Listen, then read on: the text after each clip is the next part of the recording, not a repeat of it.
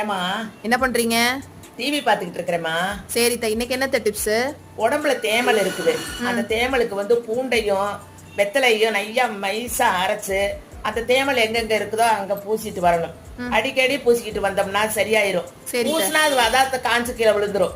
சரித்த. அதுக்கப்புறம் வந்து தீப்புட்ட புண்ணு, எரிச்சல் அதிகமா இருக்கும் தீப்புட்ட புண்ணுல. சரித்த. அதுக்கு செம்பருத்தி பூவையும் இலையும் சந்தனமாட்ட அரைச்சு அதுல பூசி வர அந்த எரிச்சல் கம்மியாகிக்கிட்டே வரும். சரித்த.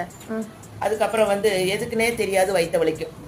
அந்த வயிற்ற வலிக்கிற நேரத்துல 2 ஸ்பூன் சர்க்கரையை போட்டு தண்ணியை குடிச்சிடணும், சரியாயிரும். அப்புறம் அதிமதுரமும் கசகசாவையும் பால் விட்டு அரைச்சு தலையில தேய்ச்சி வரணும். வாரத்துல 2 தடவை அதை 30 நிமிஷம் ஊற விட்டு தலை குளிச்சிடணும்.